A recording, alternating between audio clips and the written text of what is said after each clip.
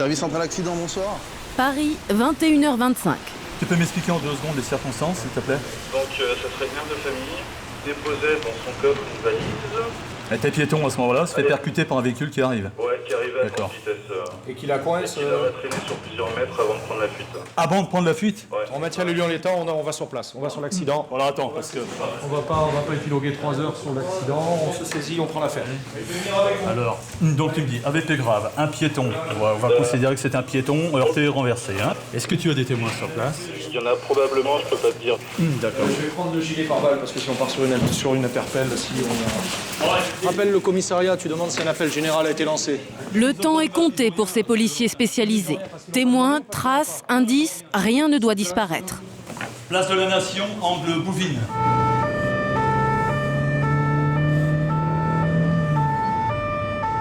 Mais ce soir, il faut faire encore plus vite car le chauffard est en fuite. C'est bon de mon côté. C'est fréquent les délits de fuite? Pas mal, ouais. Le but est souvent de fuir les responsabilités, que ce soit une alcoolémie, que ce soit un défaut d'assurance, un défaut de permis, tout un tas de choses qui font que les gens préfèrent prendre la fuite et laisser quelqu'un mort par terre, ou pour mort en tout cas, plutôt que d'assumer leurs responsabilités. La maman, elle est dans quel état là? Je ne sais pas. Pas d'informations, on sait que c'est grave.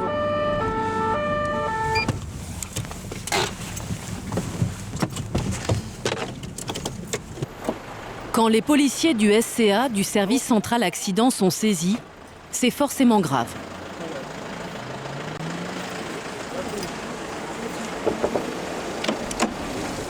Monsieur, dame, bonjour. Vous pouvez me donner l'état sommaire? Pronostic vital engagé? Ok, merci. Hémorragie cérébrale, traumatisme crânien, multiples fractures. Dans le camion du SAMU, une femme de 49 ans, mère de 3 enfants, est entre la vie et la mort. Qui est le chef? La dame déposait son fils devant l'autocar qui, comme tous les dimanches soirs, devait le ramener au collège où il est interne. À partir de maintenant, le brigadier chef Rodéris va diriger l'enquête. Les policiers de l'arrondissement lui passent le relais. Un véhicule stationné ici. C'est sur le véhicule qu'on a marqué au sol. Oui, bien sûr. La dame se trouvait là. Elle fermait à clé la portière de sa voiture, côté conducteur, quand brusquement... Un véhicule qui est arrivé à tout à l'heure, qui a percuté la dame. Jusqu'au corps jusqu'à la tache de sang là-bas. Nous avons reconstitué l'accident. La voiture arrive à grande vitesse et double par la droite le flot des véhicules. Dans sa course folle, elle emporte la maman, la projette vers l'avant. Entre l'impact et la tache de sang, 32 mètres. Alors on a quelque chose, On n'a pas d'immatriculation, on ne sait pas si c'était 2, si c'était 1, si c'était un homme, si c'était une femme, on ne sait pas. Vous avez aucune information sur ce véhicule? Le seul truc qui est sûr, c'est que c'est une voiture claire, grise ou blanche. Et ça s'est passé super vite, mais... Au moment de l'accident, ces 2 témoins se trouvent dans la voiture orange. Le chauffard les double à toute vitesse par la droite avant de percuter la victime. Moi, j'ai repéré des bandes noires sur le côté de la voiture. Et sur le flanc de la voiture? Sur le flanc de la voiture, pas un pare-choc, vraiment quelque chose. C'est-à-dire de que quand vous me dites le flanc, qu'est-ce que vous entendez? là. Une bande noire de peinture, autocollant ou peinture. Peinture je sais pas. autocollant, d'accord. J'imagine ça comme étant une Volvo type 440 ou 480, une vieille voiture, mais C'est une vieille voiture, à votre avis? une voiture ancienne. Ouais, Maintenant, Et quand elle est arrivée, déjà, elle est arrivée très vite aussi. Hein. Ah oui, il était au moins à 100. Sans aucune exagération, il roulait très Elle était vite. prise, à votre avis, elle est accidentée dans le... Ah oui, c'est sûr. Ça, c'est sûr. Ça, c'est un morceau de la voiture. Mais c'est... Comme signature, le véhicule en fuite n'a laissé que ces petits bouts de plastique. Arnaud, on a des objets du véhicule en fuite. On va les mettre sous scellé. Hein. Plusieurs morceaux, il y a un autre petit morceau là. Bon, il y a des morceaux déplacés. Il y a un témoin qui a déplacé, les morceaux se trouvaient par là. Les policiers scrutent le bitume à la recherche du plus petit des indices. Tu vois, regarde, Sophie, il y a un tout petit bout de plastique avec une trace de pneu derrière, donc tu vois... Ils sont photographiés, ils seront analysés. Un débris, même en miettes, peut finir par parler. Moi, je pense que si le mec il percute... Tandis que les investigations se poursuivent, les médecins s'évertuent à retenir la vie qui s'enfuit.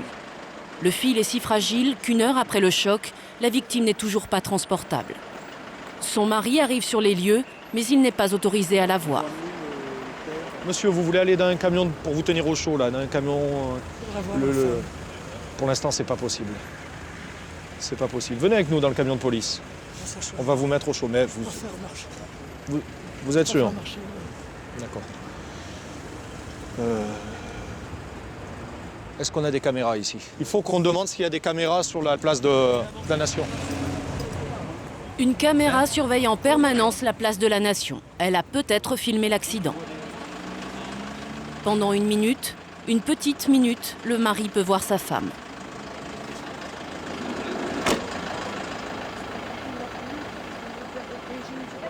Le chef Rodéris poursuit ses investigations pour retrouver le chauffard. Il inspecte la voiture de la victime. Apparemment, dans le choc, seul le rétroviseur a été cassé. Là, il y a une trace de frottement. Là, il y a un bon frottement qui récent. Ça n'a peut-être l'air de rien, mais ce léger frottement pourrait devenir la pièce d'identité du véhicule en fuite.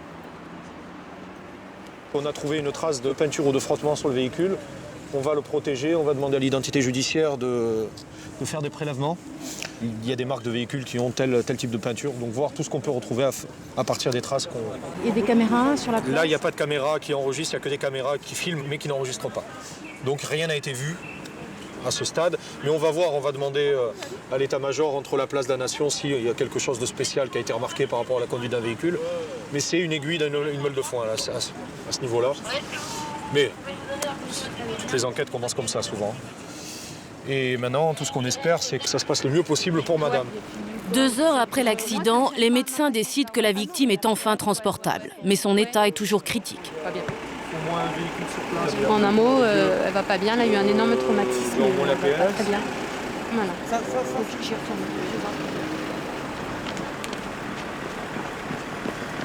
Dès que vous savez où on va? Au cabé? C'est sûr? Réveil, ouais. Ok, on part dans 5 minutes. Ça marche? Ok, ok, merci. Le mari de la victime n'est pas en état de prendre le volant. Les policiers décident de le conduire à l'hôpital.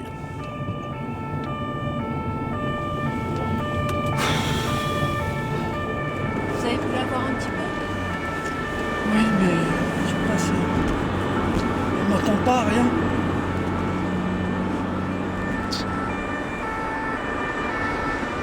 Je vais pouvoir vous dire quelque chose pour vous réconforter. Je veux dire, monsieur. Je crois que la parole... Des motards nous ouvrent la route. Gyrophare enclenché, nous suivons le SAMU vers l'hôpital à bord d'une voiture de police. Quand sur la gauche, une voiture grise tente de nous doubler. Lui, il m'a gavé, lui. Furieux d'avoir dû renoncer, l'automobiliste nous klaxonne. On reconforterait que vous mettrez... Il a un problème, cet abruti? Heureusement que j'ai pas le temps. Heureusement que j'ai pas le temps. Mais finalement, il réussit à s'infiltrer en nous doublant par la droite. Oula! Oh, dommage que j'ai le monsieur. Allez-y, bloquez-le si vous voulez. Non, mais vous êtes... Vous avez vu ce qu'on fait devant les véhicules de police, hein? Oui. Ah, il a de la chance, on va te relever le numéro. C'est fait. Tu l'as? C'est bien, on va voir ça. Vous voulez jouer au cacou? Ils sont complètement fous, les gens. 2 minutes plus tard, ralentissement sur le périphérique. Ah bah, il y a eu un carton. Un dimanche soir ordinaire à Paris. Ça y va, ça y va.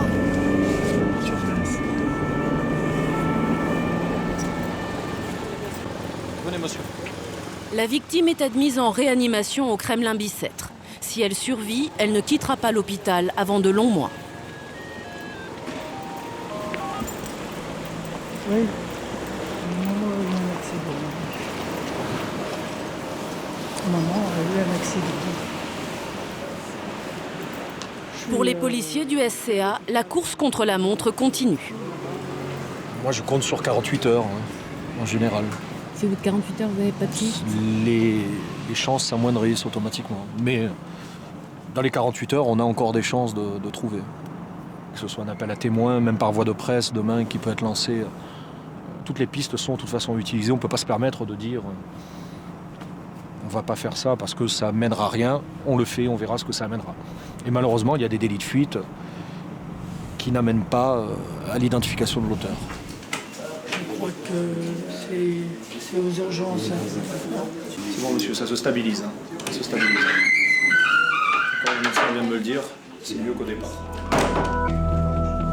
Je vous dis à demain. Oui, à demain. Et Merci, bon courage. Merci, c'est gentil.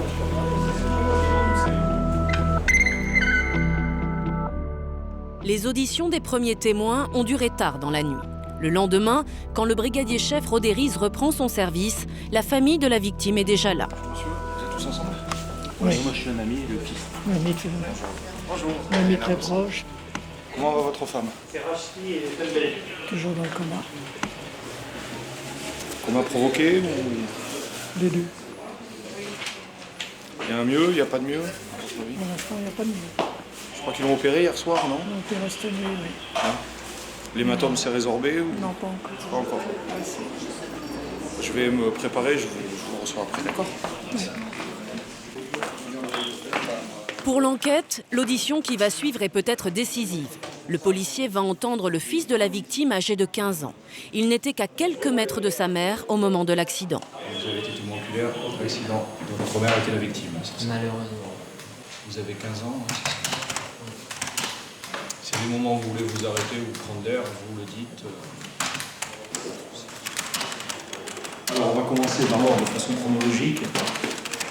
J'ai entendu une voiture qui arrivait vite, je me suis retourné et là j'ai vu, tout ce que j'ai vu c'est ma mère qui était en l'air, quoi. À ce moment-là j'ai pas compris que c'était ma mère. Donc vous voyez qu'est-ce que vous voyez alors? C'est une masse sombre à franchement 2 voire 3 mètres de hauteur. Et qui part en avant, c'est ça? Sincèrement, et qui part en avant. Après j'ai un flou, je la vois pas retomber mais je la vois au sol. D'accord. C'est clair que cette image-là par contre elle est pas floue. Et la voiture, entre-temps, vous la voyez, vous la regardez, vous la suivez? Non, Non, j'ai vous pas la fait zappez attention. complètement. Le seul truc, c'est que quand je suis arrivé auprès de ma mère, j'ai levé les yeux et j'ai vu une voiture à 5 bons mètres. Une voiture noire. Noire ou sombre? Noire, bleu nuit. En tout cas, pas ni blanche ni beige. Ah non, ça non. C'est une petite citadine. Clio 2, une Golf. Je peux pas affirmer parce que, si vous voulez, j'ai vu que l'arrière, j'ai levé les yeux, j'ai vu la voiture, mais ce qui m'intéressait, c'était ma mère.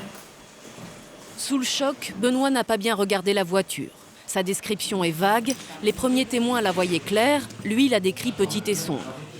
Le temps passe et Jean Rodériz ne sait toujours pas quelle voiture il doit rechercher. Les indices sont vraiment minces. Maigre. Surtout si on n'a pas la marque. Ah, on n'a rien, on n'a pas la plaque. Si on avait eu des bouts de verre, on aurait pu trouver l'optique, on aurait pu trouver la marque du véhicule. Même au sol, on n'a pas de traces de freinage spécifiques, on ne peut pas identifier les pneus non plus. On ne sait pas s'il y a un conducteur, s'il y a une femme conductrice, s'il y a plusieurs occupants, on ne sait rien. L'enquête piétine, mais pour l'instant, Benoît veut voir son grand frère qui vient d'arriver au commissariat pour être lui aussi entendu par les enquêteurs. Ça sera à moi, là, vous m'apportez des faits d'un...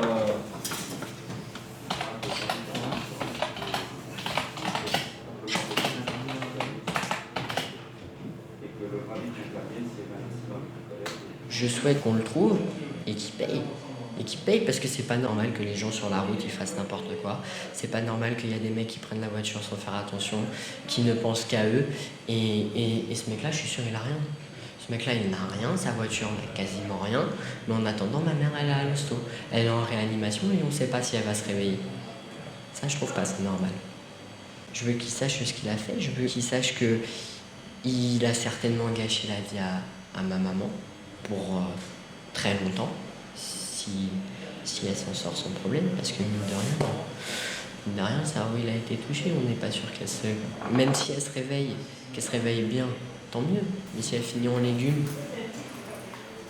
Du haut de ses 15 ans, Benoît résiste tant qu'il peut, soutenu par son grand frère.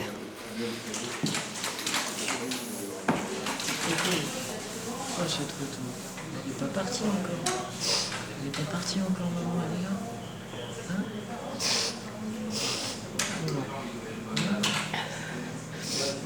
C'est pas soit là, parce que dans 4 mois, tu vas être mauvais, toi. Ouais. Maman sera grand-mère dans 4 mois. Il faut qu'elle soit là. Hein? Son premier petit-fils ou petite-fille. Le premier, elle a attendu. Allez renverser une mère de famille et vous regardez dans la glace après en vous disant j'ai rien fait, c'est pas de ma faute, ça pouvait arriver à tout le monde. Oui, ça peut arriver à tout le monde, mais c'est pas tout le monde qui s'en va. Il est temps de se présenter à la police et de dire voilà, moi j'ai fait ça, je suis prêt à l'assumer et que ce sera pas réparer la chose, mais que ce sera déjà pour lui être un peu moins lâche. Pas question pour les policiers d'attendre que le chauffard vienne peut-être se dénoncer. L'enquête continue, tout le service se mobilise. Il faut trouver un témoin qui en a vu davantage. Une première équipe retourne place de la Nation. Alors on va faire la première entrée. Les policiers vont sonner à toutes les portes des appartements qui surplombent les lieux de l'accident. La tâche est ingrate, mais elle peut être utile. Je viens vous voir pour vous demander si vous auriez eu connaissance d'un accident corporel grave de la circulation routière survenu dimanche 15 dernier. Non, pas du tout. Non. Bon. Je vais vous laisser mes coordonnées avec le numéro de la procédure. Madame, bonjour. Bonjour. Qu'est-ce qui vous arrive? Je vais vous laisser avec ma collègue. Pourquoi c'est pour moi? Non, pour un renseignement. Ouais. Mais il y a dans les meubles aussi. C'est quoi comme caméra ça? Alors si certains vous ont reconnu, moi je ne sais pas qui vous êtes. Je vais vous demander votre nom. Je suis José Dagnan. Et c'est moi qui ai fait les rois maudits pour le cas où vous auriez vu, ou en tout cas vous en auriez entendu parler. Est-ce que vous étiez chez vous dimanche aux alentours de 20h45? Pas du tout. Moi vous savez, j'entends parler de rien, pour vous dire la vérité. Je suis metteur en scène, je suis en permanence dans la fiction, et je pars le matin tôt et je rentre le soir très tard.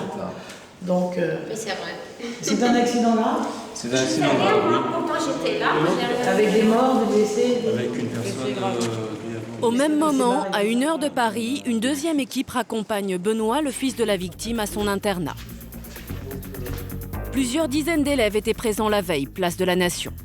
Les adolescents veulent aider les enquêteurs, mais entre ceux qui ont vu, ceux qui croient avoir vu, et ceux qui n'ont rien vu mais supposent beaucoup de choses, il faut faire le tri. À ce moment-là, vous avez vu ce que faisait la voiture? La voiture, alors je suis sûr quasi sûr que sur la plaque, il y avait un 93 à la fin. Ça devait soit être une Volkswagen ou soit une Renault. C'est sûr le 93 ou... Quasi sûr. C'est quoi quasi sûr? Quasi sûr. Il me semble avoir vu 93 sur la voiture qui avait percuté la personne. Moi, ce que je veux, c'est pour ça que je veux qu'on en parle avant, ce ne sont que des certitudes ou des doutes, mais qu'on marque en tant que doute. Comme par exemple le fait de nous dire, elle a un 93, je me souviens du 93. Ouais, je me souviens du 93. Ça fait que dans tous les cas, on va exclure de l'enquête toutes les entrées immatriculations. Ouais. Prenez la responsabilité de la certitude d'un 93. Ce qui fait que si c'est un 92, un 75, on ne va pas le rechercher. Vous avez la certitude de ce 93 ou pas? Je ne l'affirmerai pas, ça c'est certain, je ne l'affirmerai pas. Mais on a pu aussi vous le dire. On me l'a dit après. Et d'après les dires des autres témoins, eux aussi avaient cru voir 93. D'accord.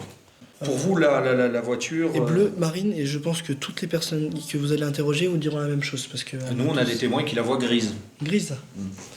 Ils sont peut-être daltoniens. Qui sait? Qui, alors voilà, mais qui? C'est mal parti. Depuis la veille, entre le trajet en car et les couloirs de l'internat, les jeunes se sont beaucoup parlé, beaucoup influencés. Il n'est plus possible de savoir qui a réellement vu quoi. Donc, vous étiez où? Qu'est-ce que vous avez vu? C'était une petite citadine. Une Golf, une Clio. Une Renault bleue, de couleur assez foncée, je pense que... Et apparemment, en discutant entre nous, c'était une Mégane. C'était une Renault. Je vous demande que ce que vous avez vu. Elle ressemblait assez à Renault, la Velsatis. Il a pensé à une Opel Astra. Il n'a pas pensé à une Golf. C'est pas une 307, c'est pas les nouvelles Mégane. Ça pourrait être les anciennes Astra, une Golf 4, un truc comme ça. En gris métal. Il n'y a rien qui va. Golf, Mégane, Velsatis, Opel, Volvo, toutes les marques de voitures et de couleurs défilent. À croire que les policiers vont devoir éplucher l'ensemble du parc automobile français. Il y en a beaucoup qui voient cette voiture bleue, mais d'un autre côté, on a 3 personnes qui ne se sont pas vues, qui ne se sont pas parlé, qui ne se connaissent pas, qui parle d'un véhicule gris, qui pourrait être une Golf ou qui pourrait être... donc il est aussi à prendre avec parcimonie les déclarations de 7 ou 8 ou 10 ados qui sont ensemble, qui peuvent s'échanger des informations, à côté de 3 personnes qui disent la même chose, qui ne se sont pas parlé, c'est à prendre en compte. Monsieur, bonjour. C'est le service central des accidents de la préfecture de police de Paris. Place de la Nation, l'enquête de voisinage continue. Mais au fil des étages, l'espoir d'un résultat s'envole. Rien vu, rien entendu, je ne sais même pas de quoi vous me parlez. Madame, bonsoir. Dimanche soir, on était là. Vers l'heure que vous me dites, on devait être en train de faire la vaisselle, mais vous ne voulez pas entrer, c'est quand même... Madame, bonsoir. Je suis la nounou, donc j'étais pas là. Donc, Dimanche soir, vous n'étiez pas là. Ah, ben voilà. Mademoiselle, madame, bonsoir. Rien vu, rien entendu. Dans tous les immeubles, la réponse sera la même. 24 heures après l'accident, la victime est toujours dans un état critique. Qui l'a renversée? Dans quelle voiture? Les policiers n'en ont pas la moindre idée. Pour le moment, l'enquête fait du surplace, mais les enquêteurs ne vont pas s'arrêter là. Ils ont d'autres pistes à explorer.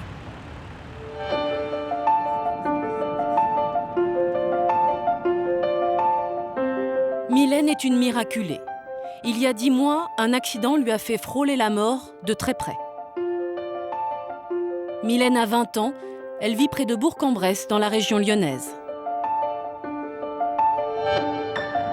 J'avais jamais vu la Tour Eiffel, j'avais jamais vu Paris. Mon fiancé avait décidé qu'il fallait que ce soit avec lui que je vois la première fois la Tour Eiffel.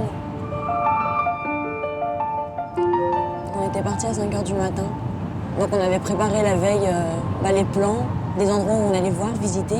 On était des vrais enfants, des vrais petits mômes.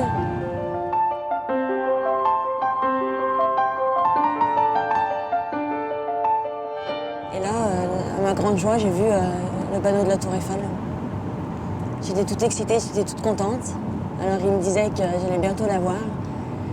Et c'est vrai que j'arrêtais pas de rigoler, de crier de joie. Et donc là, on est arrivé vers un embranchement de l'autoroute. Et Emilien a tourné la tête en me disant « Regarde ce fou qui roule vite ». Et donc là, en fait, il nous a percutés.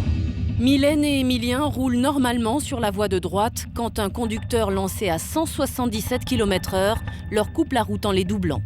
Il a 2,75 g d'alcool dans le sang. Il sort indemne de l'accident. Pour Mylène et Emilien, c'est tout autre chose. La voiture s'est mise à tourner. Emilien m'a regardé en me disant « Je t'aime ». On a franchi la barrière de sécurité pour après ensuite foncer contre 2 arbres. Emilien est décédé suite à ses blessures. On a été obligé de me désincarcérer. Je me rappelle juste d'une phrase, c'est elle part. Et après, je suis tombée dans le coma. Emilien venait d'avoir 20 ans. Mylène revient sur les lieux du désastre pour la première fois.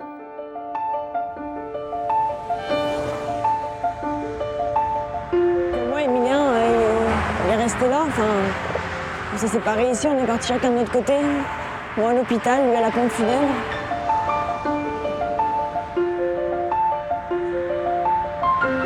Quand les témoins sont arrivés, on avait la main dans la main, comme si on ne voulait pas qu'on nous sépare. C'est pas de lui-même qu'il a lâché ma main, mais c'est l'espoir. C'était une séparation éternelle. C'est dans ce bosquet, entre 2 arbres, que la voiture d'Emilien et Mylène s'est immobilisée. Il a fallu 1 heure au secours pour les désincarcérer.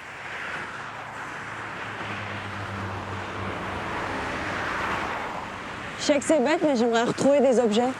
Je sais que c'est impossible, mais des objets qui nous appartenaient, des porte-clés, C'était un porte-clés en fait qui rassemblait 2 cœurs et qui nous rassemblait. Mais c'est vrai que je me dis que c'est impossible. Enfin, je les retrouverai pas. C'est malheureux de se dire qu'il reste que ça, enfin, que des bouts de pare-choc, des bouts de... C'est une barrière cassée, les arbres détruits. On allait pour découvrir Paris, pour être heureux, et ça s'est terminé en cauchemar. C'est horrible que notre histoire ait fini comme ça.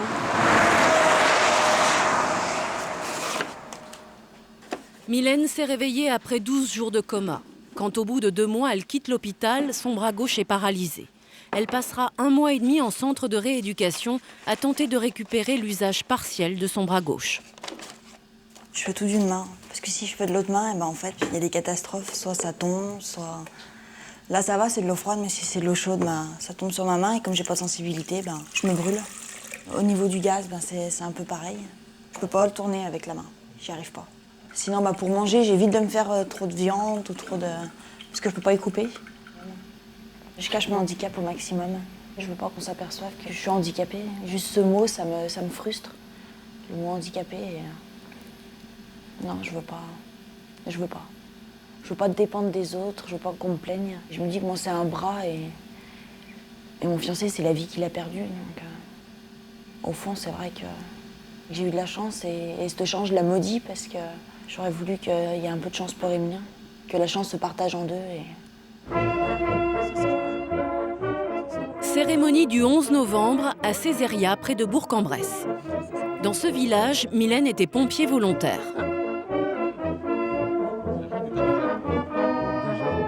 Depuis l'accident, Mylène souffre de séquelles cardiaques. Son cœur bat trop vite, elle n'a même plus le droit de courir.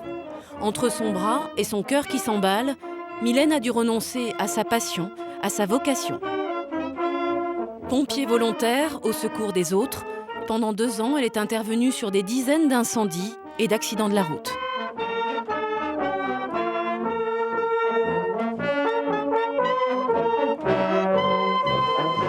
J'ai mal. Je m'imagine en tenue à avoir froid, à me frotter les mains parce qu'il fait froid dans la tente. Et je suis de l'autre côté du miroir et c'est pas évident. C'est dur. C'est ma famille. Je les aime. Jusqu'à aujourd'hui, Mylène n'avait pas eu le courage de revoir ses pompiers. Il me manque beaucoup. Je vous fais pleurer.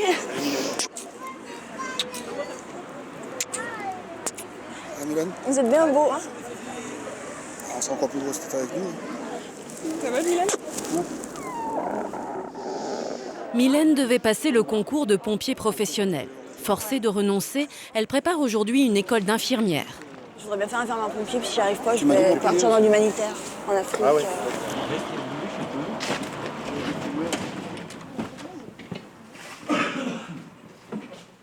J'ai envie de respirer cette fumée, enlever le casque qui est tout noir, avoir l'odeur qui nous poursuit pendant... Après prendre une bonne douche, on sent encore. On sent encore. On sent encore. Là, j'ai vraiment perdu un bout de moi. Je vois un camion de pompiers, Elle avait la niaque, quoi. Elle avait vraiment les capacités. Et physique et mentale. D'ailleurs, pour t'en parler, ça me fout le bout. Parce que, excusez-moi, elle paraît fluette comme ça, la petite, mais je vous garantis que c'était quelqu'un. Hein. Faut pas baisser les bras. Faut pas baisser les bras. Et pour nous, et pour lui, quoi. Et pour toi aussi, c'est une bagarre continue. Hein. C'est toujours une bagarre. Et ouais. Mais je suis contente de vous voir tous. Vous êtes tous beaux, habillés comme ça.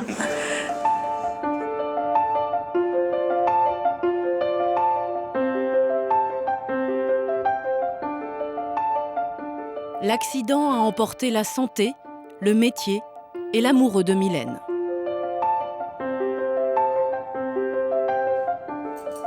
Les parents d'Emilien ont perdu le plus jeune de leurs 2 fils. La façon dont ils ont appris sa mort n'est pas vraiment délicate. On était en course avec Sylvette, et puis vers 10h moins le quart à peu près, ça m'a étonné qu'il n'ait pas donné un coup de fil comme quoi ils étaient arrivés, quoi. Donc j'appelle sur son portable et ça n'a pas répondu. J'ai appelé sur celui de Mylène et ça n'a toujours pas répondu. Donc on est revenu vite de course, j'ai écouté le répondeur, quoi. Puis là, c'était pas la voix d'Emilien, quoi. C'était le peloton autoroutier qui cherchait à identifier le conducteur de la Fiat Punto immatriculé XS01.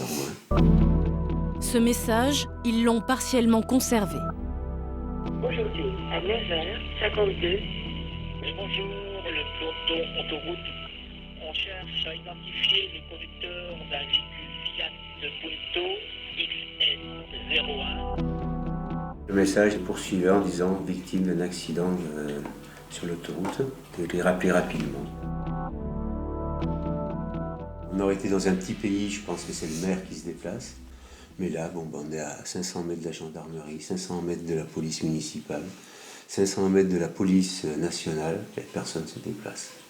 Là, c'est un peu inadmissible. Puis même qu'il n'y ait personne pour nous accompagner. Jean a pris le volant comme il a pu. Il a conduit sa femme et les parents de Mylène jusqu'au lieu de l'accident, à 450 km de chez eux. Et une fois sur place, on nous a dit que le corps d'Emilien était au funérarium de Fontainebleau. Et ils m'ont dit, écoutez, vous sortez, vous prenez au rond-point à droite, puis c'est tout droit, mais le funérarium a déménagé, on ne sait pas où il demeure maintenant, vous demanderez sur place. Voilà. Donc on est reparti pour essayer de voir Emilien. Et bon, demander, demander le funérarium comme ça, des personnes qui passent, c'est pas évident non plus.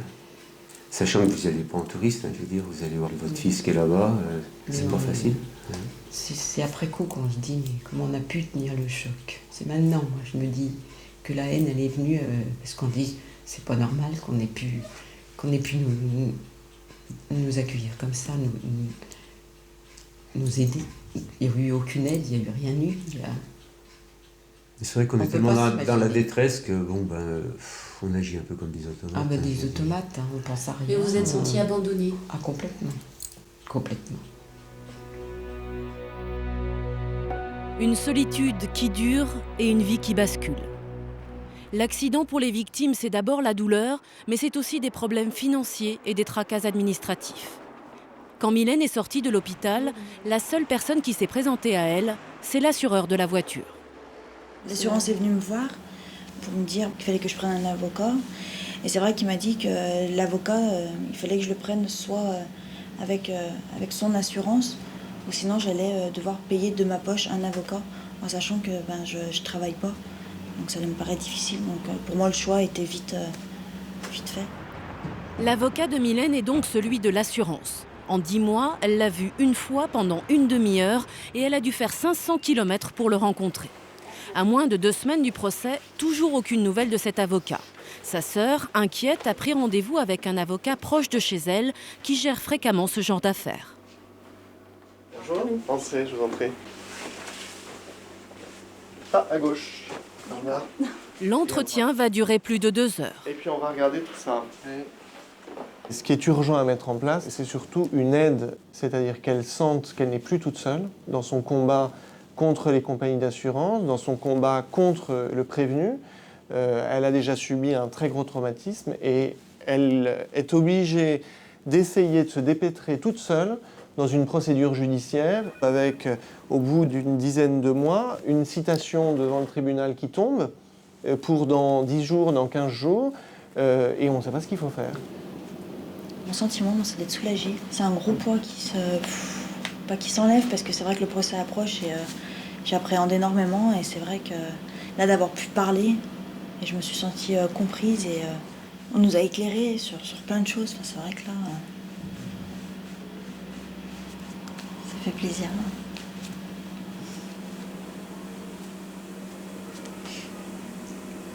Vous êtes émue ?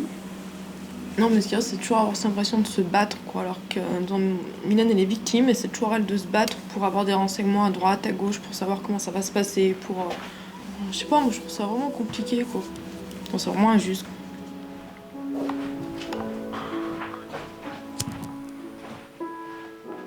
On devait prendre un appartement en décembre. On en parlait régulièrement et puis on s'imaginait de temps en temps le soir dans la télé, enfin... C'est dur de se retrouver toute seule. Je passe des heures de temps en temps devant sa photo à lui parler. Il y a toujours des petits moments dans la journée où il y a des choses qui font penser qu'il n'est plus là. C'est vrai que passé un temps, quand ça allait pas, je prenais un cachet pour dormir et à 7 heures, je dormais. Je me réveillais le matin, ma soirée était passée. Maintenant, j'arrive à me coucher un peu plus tard. J'écoute beaucoup la musique, j'écris. J'exprime mes coups de cafard, mes souvenirs. J'écris beaucoup, beaucoup.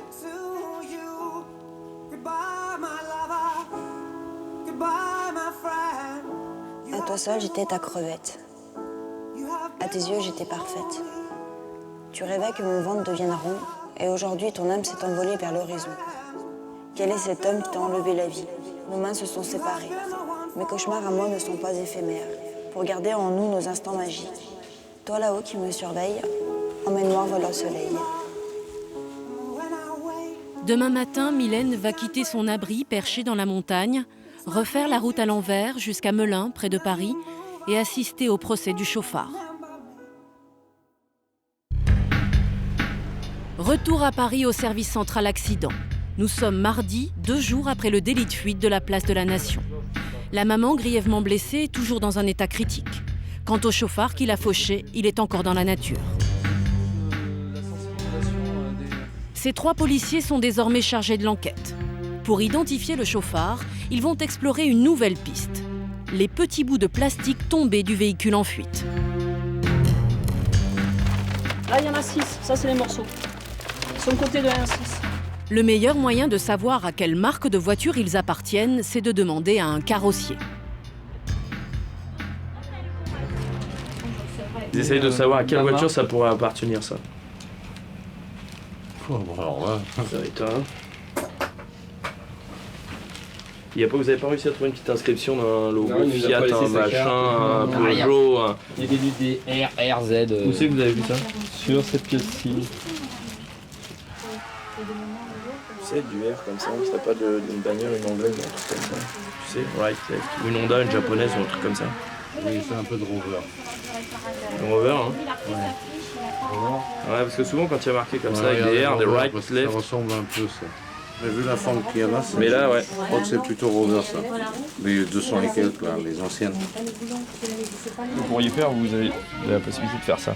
C'est de contacter les concessions et leur demander si ça, c'est ce début-là, ça correspond à de la référence, à un système de référencement chez eux. Des HH, ça pourrait être en référence pièce. Rover, une piste de plus. Une marque de voiture qui n'apparaissait pas dans la longue liste citée par les témoins. On a une Rover là-bas? Coup de chance pour les policiers, il y a justement une Rover garée dans la rue. Ah ouais. Le petit décrochage, ça serait presque plus celui-là, il irait dans l'autre sens. Il est plus arrondi de ce côté-là. Mais dans cet esprit-là, quoi. Ouais, je vois, ça ressemble pas mal. Ah, c'est un boulot de fourmi, d'ailleurs, ce que vous avez là. Eh ben, on va taper dans la fourmilière. Ah bah ouais, là, on va milliarder. De toute façon, on n'a pas le choix, faut bien qu'on le trouve. Vous n'avez pas le choix, ouais. À l'évidence, il y a un air de famille. Les bouts de plastique ressemblent à la finition phare de cette Rover. Cette fois, les enquêteurs tiennent peut-être une piste. Pour en avoir le cœur net, ils vont se rendre chez le concessionnaire.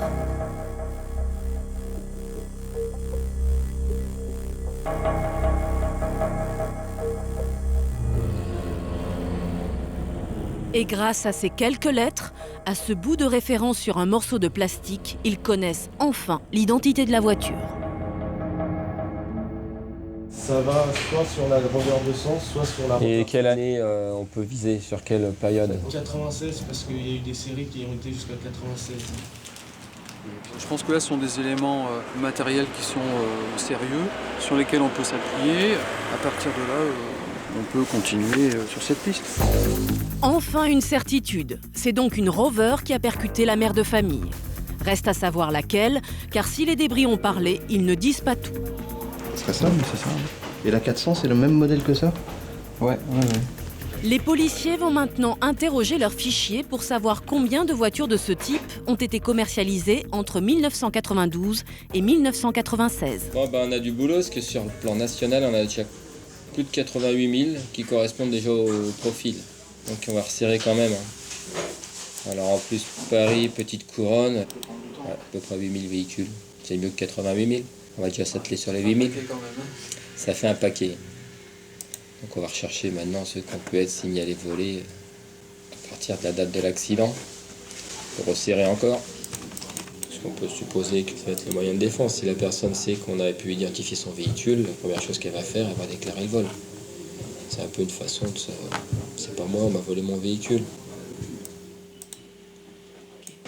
Voilà, le véhicule est déclaré volé le 15. Date du vol le 15.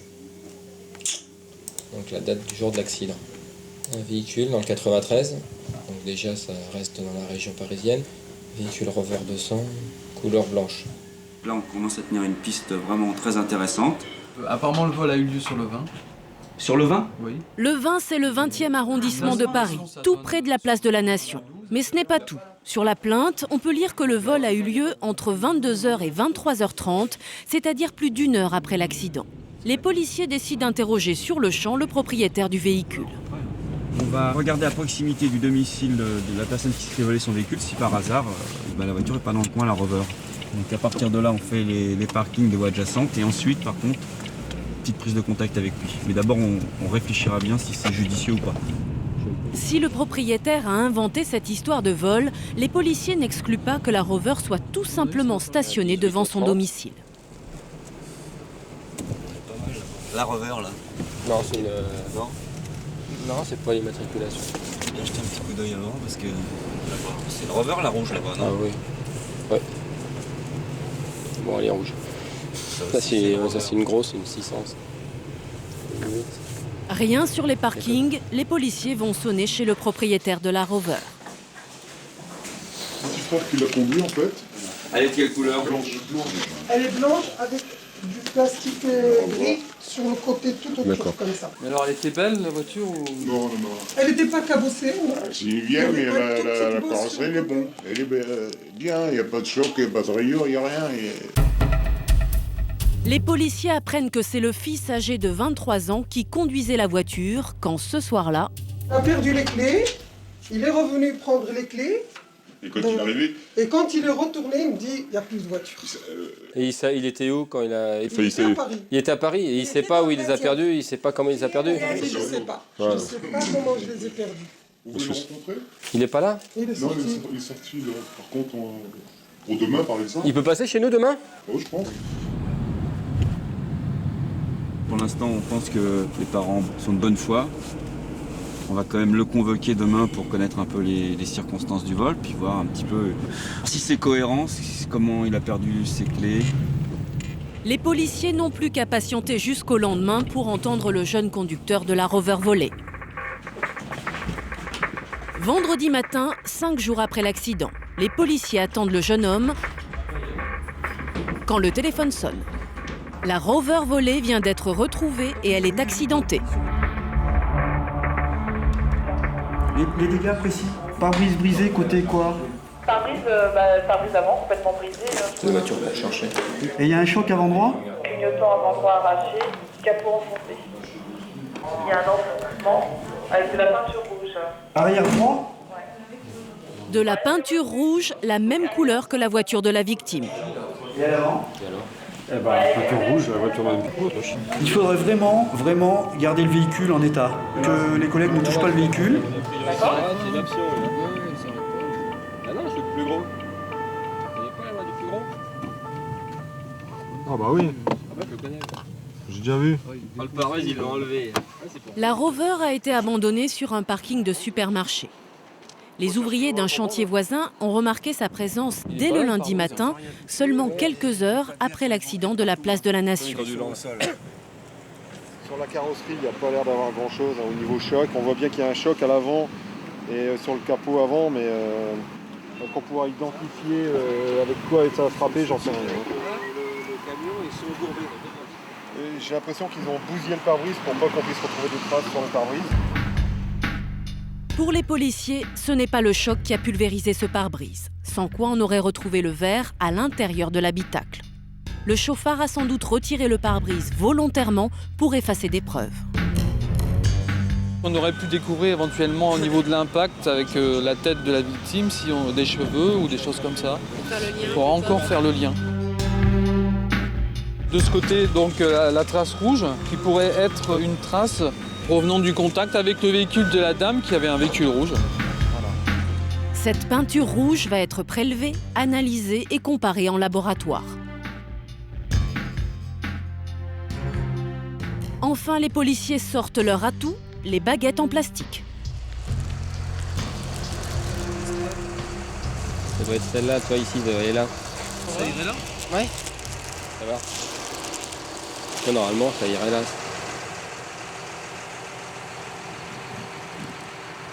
La baguette correspond exactement à celle qui manque sur la Rover. Vous êtes content là? Bah oui.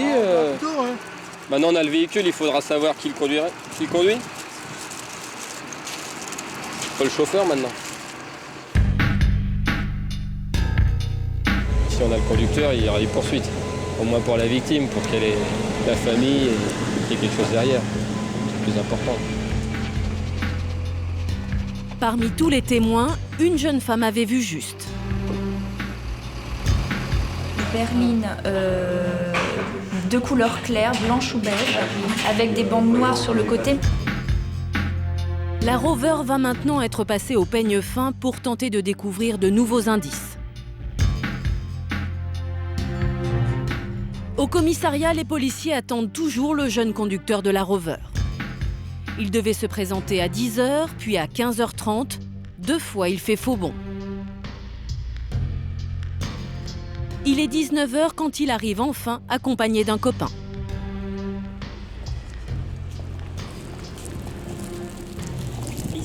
Regardez, vous placez là-bas. Il n'y a pas de commissaire dans le bruit. Le jeune homme est immédiatement placé en garde à vue. Bon, c'est pourquoi vous êtes là? Parce que je me suis fait voler la voiture à mon père. Donc je vais vous expliquer. Vous êtes en garde à vue à partir de maintenant. Pourquoi? Parce qu'on vous soupçonne fortement d'avoir causé un accident de la circulation le 15, dimanche soir exactement, en place de la Nation à Paris 11e. Et lors de cet accident de la circulation, d'avoir percuté et d'avoir blessé une personne. Nous ne sommes pas autorisés à filmer la garde à vue. Lors de ses auditions, le jeune homme aurait déclaré qu'il n'a jamais renversé personne. À l'heure de l'accident, il aurait affirmé être chez des amis à Paris. Après 30 heures de garde à vue, il est libéré.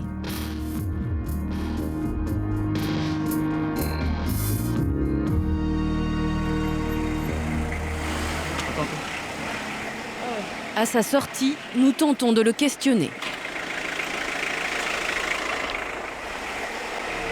On va voir 2 secondes. Mais il s'enfuit.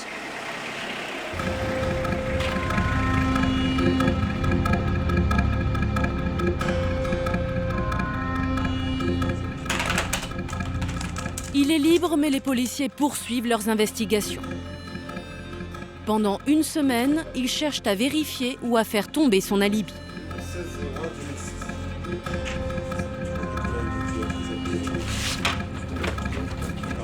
La garde à vue, en fait, on a senti que l'emploi du temps de la personne n'était pas très précis et aléatoire. Donc ce qu'on a fait, on lui a demandé de le faire attester par des témoins. Et on s'est aperçu que tous les témoins qui nous amenaient, justement, nous confortaient dans la thèse que c'était pas crédible ce qu'on nous racontait. Et on a le sentiment aujourd'hui, quand je vous parle, que ce sont en fait des témoignages de complaisance. Une information judiciaire contre X vient d'être ouverte par le procureur de la République. Un juge d'instruction est désormais chargé du dossier et instruction oblige, la suite de l'enquête est maintenant soumise au secret. 2 mois après l'accident, la victime est toujours hospitalisée dans un état grave, mais sa vie n'est plus en danger. Si un jour le conducteur de la Rover est jugé, il risquera jusqu'à 5 ans de prison.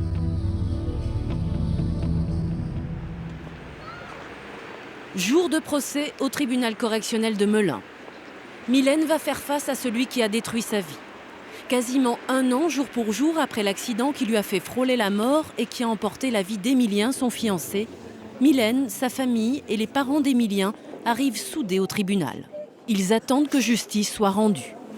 Je ne sais même pas si je vais pouvoir arriver à parler. Oui, je te l'ai dit en plus, mais c'est pas évident. Mais même moi, je suis tout préparé, ça se trouve, je vais trembler comme une feuille, je ne vais même pas pouvoir y lire. Mais... De toute façon, qu'est-ce que tu veux faire? Il faut... Ouais. Non, puis je veux pas pleurer. À la limite, il vaut mieux pleurer maintenant et puis arriver à se ressaisir quand il faudra parler, quoi. Pour moi, c'est un petit peu un 2e enterrement d'Emilien, quoi. Parce que je sais qu'après, que ce soit la justice, que ce soit... Plus personne ne parlera d'Emilien à part toute sa famille, quoi. C'est surtout ça qui est un petit peu dur aujourd'hui. Quelques minutes seulement avant le début de l'audience, celui qui va être jugé entre à son tour dans l'enceinte du palais de justice. Vincent, 28 ans, en blouson bleu et jaune, est accompagné de quelques proches et de son avocate. Pour la première fois, Mylène et les autres découvrent son visage. J'ai peur de ma réaction, que je m'en prenne à lui. Mais je sais que quand je vais parler, je ne vais pas regarder le juge, je vais le regarder lui, je vais le regarder dans les yeux et lui dire à cause d'une bouteille d'alcool, tu m'as pris ma vie et que je ne revivrai plus comme avant. C'est ma vie qui est fracassée. J'aimerais qu'ils s'en rendent compte. Je lui en veux tellement. Oui, il a pris ce que j'avais fait de plus beau au monde. Là. Je ne voudrais pas craquer pour pouvoir quand même dire quelques mots. Mais j'ai du mal à imaginer qu'on puisse m'avoir retiré mon fils. L'audience va débuter. Vincent comparaît libre, mais il vient de passer 4 mois en détention provisoire. Il risque jusqu'à 7 ans de prison pour homicide et blessures involontaires, avec une circonstance aggravante, l'alcool. D'autant que Vincent avait déjà eu un retrait de permis pour alcool au volant. À quoi pense Vincent à ce moment précis? Il nous l'a confié par lettre après le procès. Dès que j'entre, je m'assois et je regarde par terre. J'appréhende de croiser les regards des familles que je sens insistants. Je me sens responsable de la mort d'un homme et des graves blessures d'une femme. Grosse pression sur mes épaules. Je vais sûrement être traité d'assassin.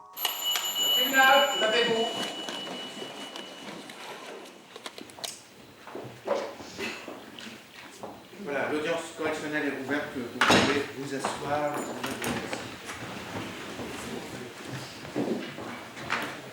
Il vous est reproché, monsieur, premièrement, involontairement causer la mort de Émilien Jacquet en coupant sa voie de circulation et en le contraignant ainsi à sortir de la route, avec cette circonstance que vous étiez sous l'empire d'un état alcoolique caractérisé de 2,75 grammes pour 1000.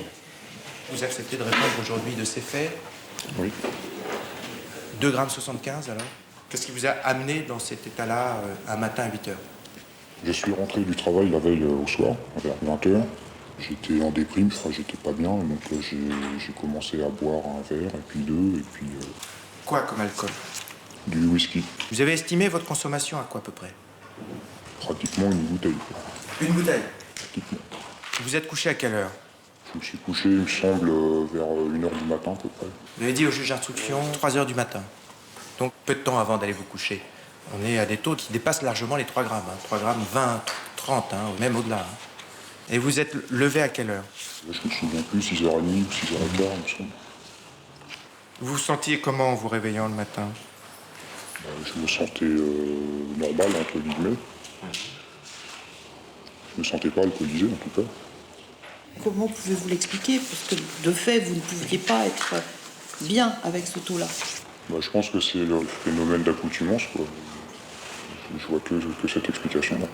Quelqu'un qui n'a pas l'habitude ne résiste pas, est en coma éthylique. Vous voyez ce que je veux dire? Oui, je vois très bien. Non, mais... Vous roulez vite sur autoroute habituellement? Non. Alors comment expliquer ces moyennes élevées? Les gendarmes ont calculé une moyenne de 177 km/h. Je ne me suis pas rendu compte de la vitesse. Comment on peut ne pas se rendre compte de la vitesse? Le taux d'alcoolisation. Vous vous mettez légèrement sur le côté, monsieur. Mademoiselle Pelou, vous approchez, s'il vous plaît. Bonjour, mademoiselle. Donc, passagère du véhicule, malheureusement. Vous étiez pompier volontaire? J'étais pompier volontaire et je voulais faire pompier professionnel. Les pompiers, c'était ma vie et c'est terminé. C'est fini. En plus, j'ai perdu mon fiancé, donc c'est les deux choses qui m'empêchent de vivre comme il faut. L'insécurité routière, il faut qu'elle soit punie parce que c'est affreux. C'est affreux de prendre une vie d'un jeune de 20 ans et de briser celle d'une autre et puis d'une dizaine de personnes. Il n'y a pas de mots. Vous pouvez vous asseoir, merci. La nuit, j'arrêtais pas de faire des cauchemars. On voyait pas son visage, là au moins je sais à quoi il ressemble, quoi. Oui. Puis au moins avoir pu le regarder dans mes yeux, lui montrer la tristesse que j'avais. Maintenant, c'est ce qu'il la comprend. Je voulais vous dire qu'Emilien était quelqu'un de bien, qui avait réussi son bac avec une mention bien, qui faisait du sport énormément, puis qui c'était un sourire permanent. Puis je comprends pas qu'à 3 grammes, on arrive à faire 50 km, qu'on se rende compte de rien et qu'on se croit en état de conduire. Quand j'entends cet individu dire « mais j'étais bien le matin », c'est un scandale quand même. Puis bon, Emilien et Mylène étaient là, je dis, ça aurait pu être l'enfant du procureur. Hein, c'est la faute à personne. Ils vous ont rencontré au mauvais endroit, au mauvais moment. Mais c'est bien dommage qu'il existe des gens comme vous. C'est tout ce que j'avais à dire. Madame Jacquet, est-ce que vous voulez parler ou... Mon plus grand bonheur a été celui de mettre au monde Rémi et Emilien. Et notre plus grande fierté d'en faire des hommes bien. Mais tous les jours, je me demande ce que j'aurais pu faire de plus pour qu'Emilien ne se trouve pas sur la route de ce moins que rien. Monsieur, vous pouvez revenir, s'il vous plaît? Au fond de la salle, une autre mère entend ces paroles qui accusent, ces paroles de détresse. C'est la mère du prévenu. Elle a accepté de nous répondre à visage caché.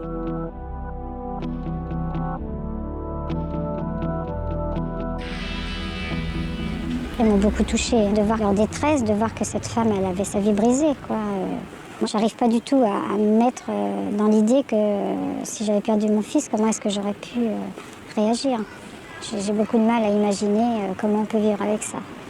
J'ai trouvé qu'ils avaient été très dignes, même s'ils ont été violents dans leurs propos, mais on ne peut pas l'être à moins. Qu'est-ce que vous voulez nous dire? Est-ce que vous avez autre chose à nous dire ou pas? Juste dire que je suis désolé de ce qui s'est passé, même si je sais bien que ça ne changera rien. Je pense que les familles me voient de toute façon d'un mauvais regard. Ce qui est compréhensible, évidemment. Voilà, c'est tout. Monsieur le procureur de la République, le tribunal vous écoute en vos réquisitions. On parlait tout à l'heure de la fille du procureur. Bien sûr, à ma place, on pense à ça. On pense à ça, on touche du bois et on dit pourvu que ça m'arrive jamais. Parce que la circulation routière, c'est un contrat social. On est obligé d'avoir confiance et on peut à tout moment se trouver face à monsieur ou un de ses condisciples alcooliques qui va venir sortir de la route et tuer votre enfant. Et c'est insupportable. Si on écoute les victimes, 7 ans d'emprisonnement, c'est le maximum de ce dossier, c'est pas assez. 7 ans d'emprisonnement, c'est pas assez. Il faudrait qu'il soit enfermé à perpétuité. Il faudrait qu'on l'interdise de conduire à vie. Il faudrait qu'on lui attache les mains dans le dos et qu'il ne conduise plus jamais un véhicule. Parce qu'effectivement, si j'étais à la place des victimes, c'est ce que je voudrais. Mais la loi, c'est pas ça. Vous êtes des juges, vous devez prendre en compte, même si je ne vois pas beaucoup de circonstances atténuantes, la personnalité de monsieur. Parce que je décrypte une tendance suicidaire évidente. Mais ce qu'on oublie, c'est que s'il a envie de se suicider, qu'il le fasse. Mais qu'il ne le fasse pas en entraînant avec lui 2 jeunes personnes innocentes. Il faut que votre sanction soit exemplaire, il faut qu'elle préserve l'intérêt général, il faut qu'elle répare la douleur des victimes. Et même si vous devez prendre en compte la situation du prévenu, vous devez prononcer une sanction qui sera une sanction importante. Le procureur requiert 5 ans de prison, dont 4 fermes, le retrait du permis de conduire et l'interdiction de le repasser pendant 5 ans.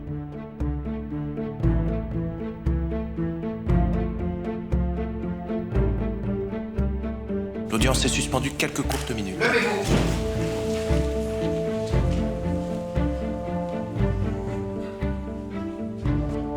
Les familles sont à quelques mètres les unes des autres. Le père d'Emilien s'approche de Vincent et de sa mère. C'est pour vous dire que vous, à la limite, même s'il est en prison, vous le verrez sourire. Le nôtre, il ne sourira plus jamais. Hein? Et nous, c'est la perpétuité qu'on a condamné. La mère d'Emilien dépose une rose en soie devant la mère de Vincent. Les 21 ans d'Emilien, c'était hier. Et j'ai offert une rose à sa mère en lui disant que c'est tout ce que j'avais pu offrir à mon fils pour son anniversaire. Quand on entend que lui il va être en prison, moi je pourrais plus le voir rire.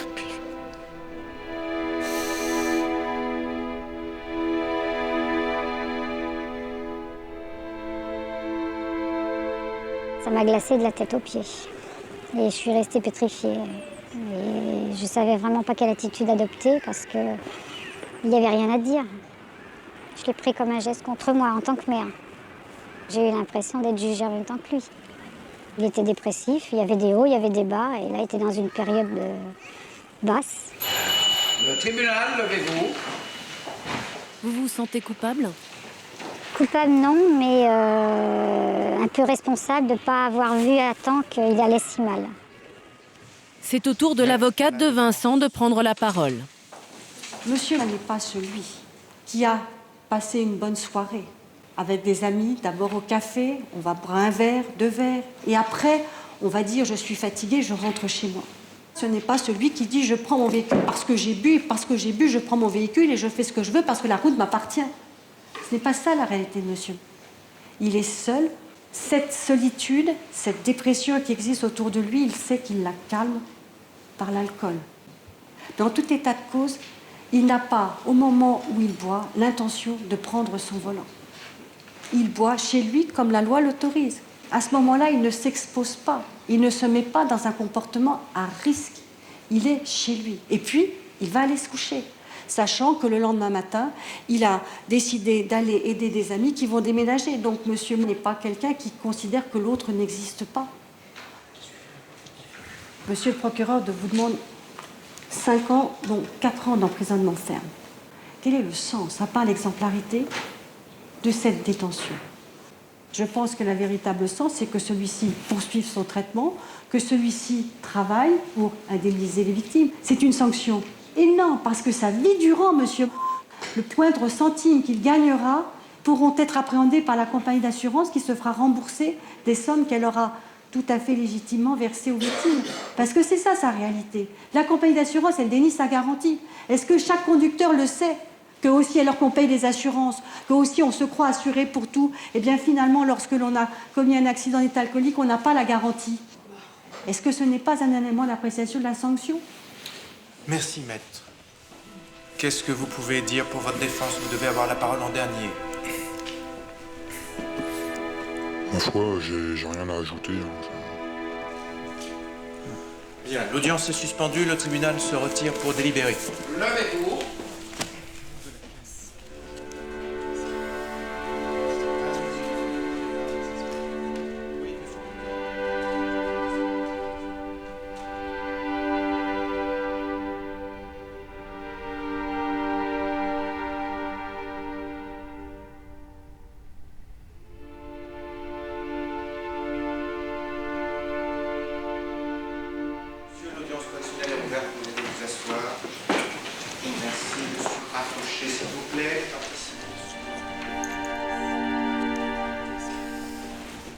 Le tribunal, raisonnablement délibéré conformément à la loi, déclare coupable de l'ensemble des faits qui nous sont reprochés. Monsieur, vous êtes condamné à la peine de 4 ans d'emprisonnement. Cette peine est assortie d'un sursis avec mise à l'épreuve pour une durée de 1 an.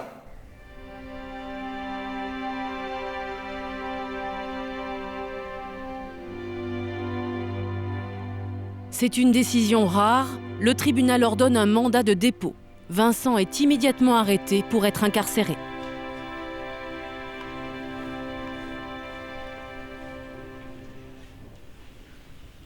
La peine, je pense que c'est à peu près dans la logique des choses. Sauf que, franchement, ça fait plaisir, entre guillemets, qu'ils repartent pas en même temps que nous. Ça, c'est important aussi. De savoir, demain matin, lui, il se réveillera en disant « Putain, j'ai fait le con ». Je crois que c'est important aussi. Une famille dans le deuil, une autre qui souffre. La mère de Vincent voudrait que les jeunes comprennent que dans ce genre d'affaires, ils entraînent leur propre famille dans la tourmente. Quand ils prennent le volant et qu'ils ne sont pas en état de conduire, ils ne s'en rendent pas compte. Donc je pense qu'ils sont encore moins compte qu'ils peuvent entraîner toute une famille dans la débâcle. Il n'y a pas que eux qui sont mis en cause, c'est tout le monde. Mon fils va payer et j'espère qu'en sortant, il arrivera lui à se refaire une vie et malgré tout à être heureux. C'est donc depuis sa cellule que Vincent nous écrit. Je suis de retour en prison, je craque. Je pense souvent aux familles des victimes et à Mylène. Je suis conscient du mal que je leur ai fait. Malheureusement, on ne peut pas revenir en arrière. La culpabilité me hante. Je crois que je vais avoir ce poids sur ma conscience toute ma vie, et ma famille aussi. Mylène n'en a pas fini avec les procédures. Pour ceux qui sortent blessés, diminués d'un accident, l'indemnisation est longue, elle peut durer des années. À cause d'un accident, on est parfois forcé de renoncer à son emploi, à son salaire, et en attendant d'être indemnisé, il faut se débrouiller pour vivre. Pour Martine, tout est devenu très compliqué. Elle vit à Arpajon, dans l'Essonne. Sa vie a basculé il y a 18 mois quand son fils unique, Christopher, a eu un accident. Sortie de boîte, alcool, vitesse, Christopher ne conduisait pas, il était passager. Il vit dans un état végétatif. Depuis, Martine passe toutes ses journées au chevet de son fils. Aujourd'hui, pour Martine, ce n'est pas un matin comme les autres. Christopher quitte l'hôpital. Bonjour mon fils. Bonjour maman. C'est maman. Ça va? Je vais te chercher, on va rentrer mon gars. Tu vas rentrer chez mamie. Chris, reviens maman. Christopher, viens maman. On va s'occuper de toi pour aller voir. Hein? Il a 22 ans. Qu'est-ce qu'il a comme séquelles? Un traumatisme crânien. Et donc, il ne s'alimente pas tout seul. Il ne marche pas. Il ne parle pas. Et il n'y a que lui qui peut faire quelque chose. Hein? Il n'y a que toi, mon père. Il faut que tu te battes, mon gros. Hein? Et les médecins vous disent quoi? Qu'il resterait comme ça, quoi. Il y avait peu de chances qu'il y ait des améliorations. Ils vous disent qu'ils comprennent? Ils disent que non, mais bon, ça, c'est eux. Et puis, moi, je suis sûre qu'il me comprend. Je suis sûre qu'il m'écoute. Et je suis sûre qu'il me répond à sa façon. Toujours peur sa tête, moi. Vous penserez à demander pour le lève-malade Oui, je vais l'appeler tout à l'heure. Les médecins sont formels, l'état de Christopher ne progressera plus. C'est pour cette raison qu'il doit quitter l'hôpital. Au revoir, Christopher. Martine a appris il y a quelques jours seulement que Christopher devait sortir. Le retour à la maison est un peu précipité. Au revoir. Au revoir. Au lendemain de l'accident, Martine a tout quitté pour suivre son fils à l'hôpital et en centre de rééducation. Elle a lâché son appartement et son travail. Tu vas aller voir maman. Elle était vendeuse en boulangerie. Le jour même d'accident, j'ai arrêté de travailler. Et pour le moment, tant qu'il a besoin de moi, je ne retravaillerai pas. Peut-être que je retravaillerai un jour, je le souhaite, parce qu'il n'aura plus besoin de moi. J'espère qu'un jour ça m'arrivera. Mais si ça n'arrive pas, je resterai avec lui tout le temps. Ça fait un fils unique. Et je suis fille-mère, je l'ai élevé tout seul. Moi, j'ai plus de raison de vivre si j'ai plus Christopher. J'ai que lui, s'il s'en va, j'ai quoi? J'ai rien. Aujourd'hui, Martine est hébergée par sa mère.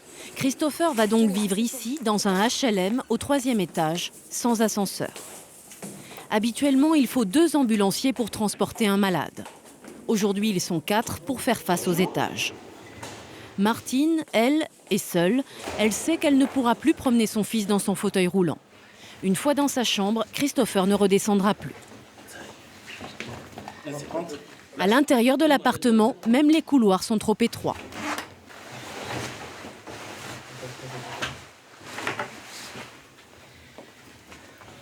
Allez, bon courage. Merci. Au revoir. Au revoir. Bon courage. Ça va, mon petit cœur. Eliane est la grand-mère de Christopher. Elle a 60 ans, 14 enfants. Christopher est l'aîné de ses petits-enfants. Allez. Hein? J'adore ce gosse, hein. On ne peut pas le laisser à la rue, on ne peut pas le laisser. Il faut qu'on s'en occupe, personne n'en veut. Ouais. Les centres, il n'y a pas de place, l'hôpital, on n'en veut plus. Qu'est-ce que vous voulez qu'on en fasse? Au 3e étage, il y a un HLM, voilà. Vous l'en avez réduit, le malheureux.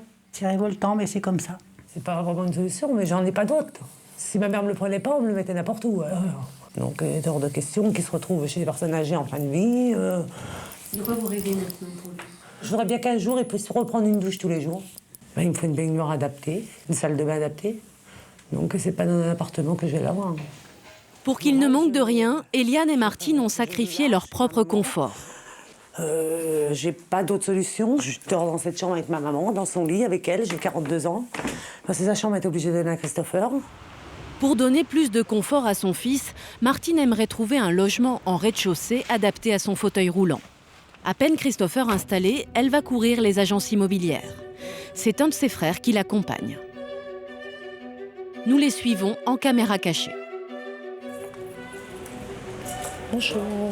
Je viens, c'est pour savoir si vous faites de location. Rien du tout, location. Rien du tout. Bonjour. Je voudrais savoir si vous avez des locations. Aucune location, désolé. Tant pis, merci. Aucune location. Je peux vous rappeler? Merci. De rien. Au revoir. Elle ne m'en parlera jamais. Les appartements en location sont rares, mais à force de persévérance, Martine va finir par en dénicher un, le rez-de-chaussée dont elle rêve. Mais là, problème, elle n'a pas de revenus. Depuis l'accident, l'assurance verse de l'argent à Christopher, mais seulement au coup par coup, en fonction de ses besoins. Ça veut dire que l'assurance, elle va débloquer une somme qu'elle va verser à votre fils. Voilà, pour payer le loyer. Et le fils va payer le loyer. Voilà. Et bah, supposons, moi c'est pour ça que je demande à ma responsable, supposons que votre fils il dépense cet argent et... Comment il va faire pour dépasser cet argent? C'est un lourd handicap, hein, il est végétatif, voilà. Comment on fait quand c'est comme ça? Des garants. Non mais j'ai personne chez moi qui a des biens, comment je fais? Parce que moi je travaille pas, je suis sa mère. Parce que moi je m'occupe de lui. Moi en tous les cas, tant que vous m'apportez pas une solution de garantie, j'ai pas de solution à vous proposer. Pourquoi vous pensez qu'il va pas vous verser l'argent? Je sais pas, je pense aujourd'hui on a trop de choses, on voit trop de choses. On voit tellement de choses aujourd'hui malheureusement qu'on peut plus faire confiance. Donc il faut effectivement qu'on ait des garanties. Et ces garanties malheureusement... Je suis d'accord avec vous, il y a des garanties. Mais vous voyez qu'un handicapé, il va pas courir, il va pas s'échapper. C'est pas le problème. C'est le problème. Non, c'est pas le problème. C'est qu'aujourd'hui il faut une garantie. Avant que mon fils avait sa chambre. Pas de garantie, pas d'appartement. Et Martine va se heurter à un deuxième problème, la loi qui protège les handicapés. Déjà, il faut l'autorisation du propriétaire quand même, parce que c'est pas une location ordinaire, si vous voulez. Par définition, si votre enfant présente un handicap majeur, qui effectivement l'oblige à avoir... la loi, malheureusement française, est ainsi faite que là, le propriétaire, il n'a pas beaucoup de recours. Parce que la personne est handicapée, vous voulez dire qu'on ne pourra pas l'expulser? Voilà, tout à fait. Je pense que c'est... C'est-à-dire qu'il sera extrêmement protégé. Donc on reloue jamais les handicapés, on laisse dehors. Non, si, c'est la logique, ce que je vais pas sortir, c'est la logique. Au revoir. L'appartement en rez-de-chaussée ne sera pas pour eux. Non, ce qui m'a énervé en plus, c'est qu'il n'est même pas loué. Il est libre. Elle veut pas te donner. Et là, je peux pas te dire, il serait bien. Hein. Il avait tout ce qu'il fallait. La nuit tombe, il faut se dépêcher de rentrer. C'est l'heure de réhydrater et d'alimenter Christopher. Oui, mais il faut qu'il boive. Mon père, faut que tu boives, hein? Ah oui, parce que là, je vais en donner à la 5 parce qu'il est en retard. Hein. Oh, mince. Par sonde, je lui donne à manger. Voilà, qui va directement dans son estomac. Depuis 18 mois, Martine a appris à faire ses gestes en observant le travail des infirmières. Oh, il va mon père. Tu manges, hein? Faut savoir, c'est un grand mangeur. Ouais, il aimait toute la bonne cuisine, quoi. Et je ne remangerai jamais de raclette sans lui. Et vous voyez faire tout ça pendant de longues années? Ouais, toute ma vie s'il faut.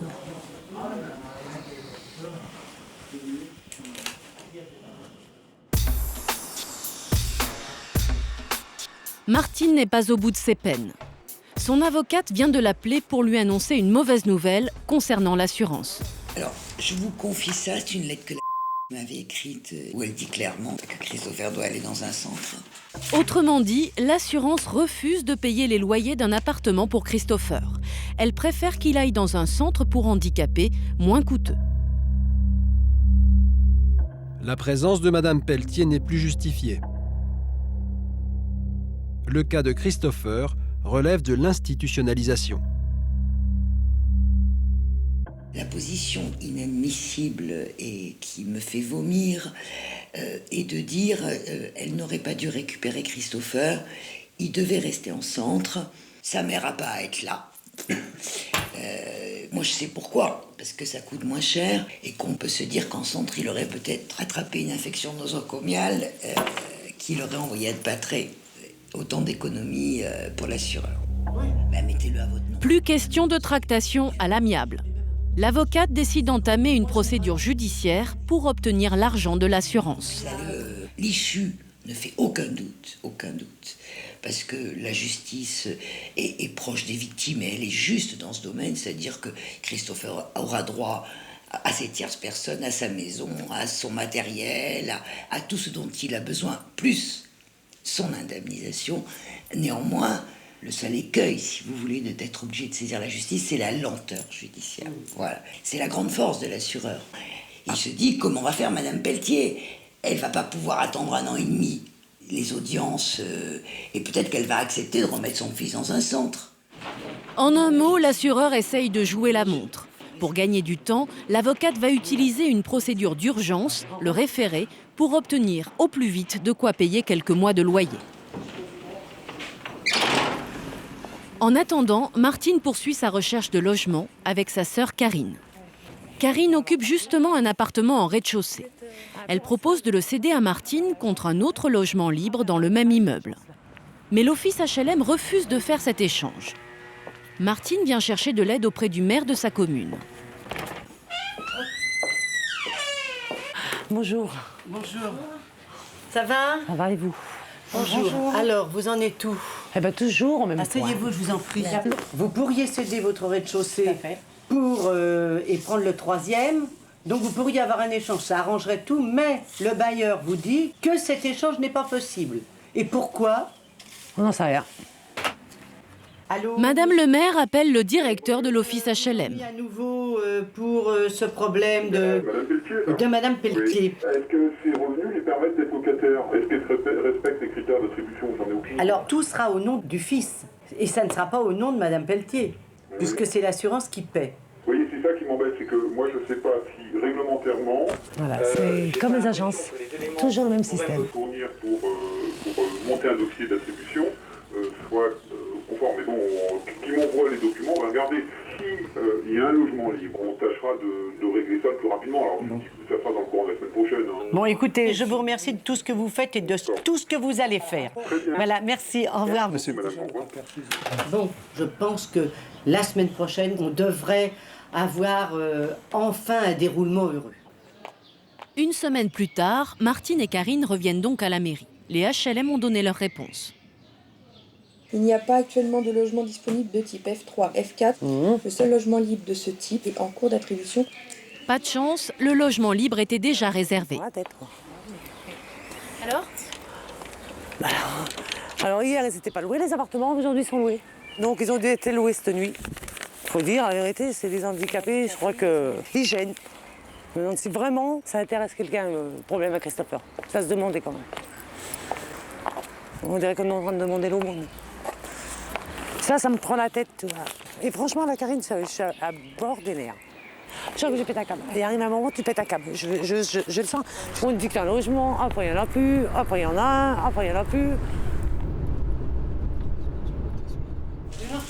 Au fil des semaines, les journées de Martine sont les mêmes, partagées entre son appartement à trouver et beaucoup d'amour à donner. Ça part. Eh oh. Regarde ton chat. Ça y est, il a repris sa position. Fatigué, mon père.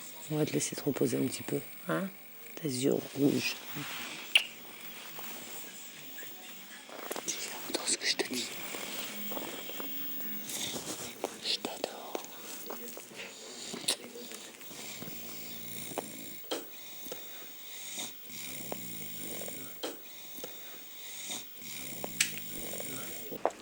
Martine ne se décourage pas. Elle décide de faire signer une pétition. Où tu veux monter? Moi je suis au rez-de-chaussée. Au rez-de-chaussée? Moi je vais au premier. Tu veux le premier ou le deuxième?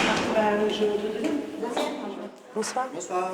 Je fais une pétition pour mon fils qui a eu un accident de la route il y a 2 ans et qui habite au 3e étage. Il est en fauteuil roulant, il ne peut pas sortir. Donc on fait une pétition pour qu'il puisse au moins avoir un rez-de-chaussée.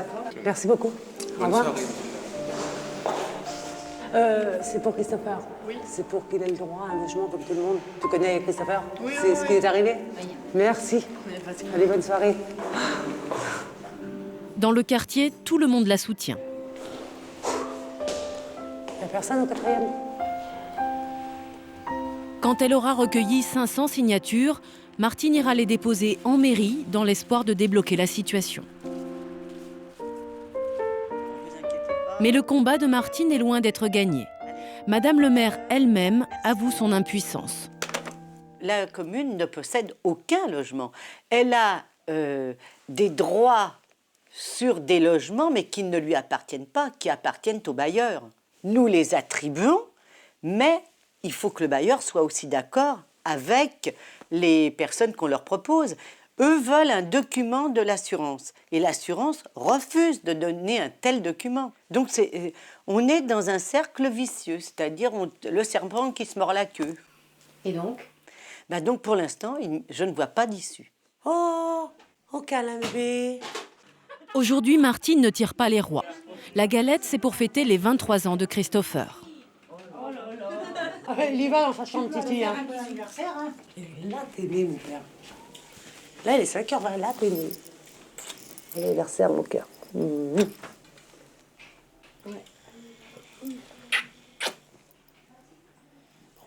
Bon anniversaire, Chétane. Alors, message. C'est Franck. Tous mes vœux pour vous et un bon rétablissement pour Chris, ainsi qu'un bon anniversaire. Après plus de 6 mois de recherche, Martine et Christopher n'ont toujours pas de logement à eux. Joyeux anniversaire et gros bisous à Chris pour ses 23 ans. À plus. Oui, c'est très difficile même de fêter l'anniversaire de Christopher. Hein. On le fête, mais enfin, disons que le cœur n'y est pas, quoi. Vous en êtes où, là? Au point mort. 3e étage, sur l'ascenseur. Non, les gens s'en foutent de tout là.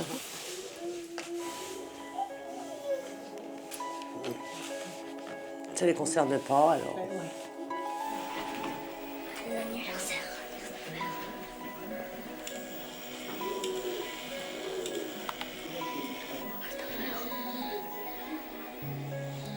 Certains assureurs jouent la montre pour payer le plus tard possible. Ça reste légal. Mais parfois, pour ne pas payer, on frôle l'escroquerie. Séverine en a fait la triste expérience. Séverine vit à Alençon. Elle a 3 enfants. À ce tableau de famille, il manque un père, celui des 2 petites dernières. Sébastien est mort dans un accident de la route. Florian, il avait 7 ans. Cécilia avait 3 ans et demi. Et puis j'étais enceinte de 7 semaines de la petite Cléa. Malheureusement, elle n'a pas pu le connaître. Elle le connaîtra en photo. Sébastien était un jeune père de famille. Ce soir-là, il sort avec son groupe de copains. Parmi eux, Christophe Carré, un ami de longue date. On a décidé d'aller en boîte de nuit, tous ensemble. Donc moi, sur le trajet, ça me tournait un peu la tête parce que j'avais vraiment bien bu, j'avais bu avant tout le monde, quoi.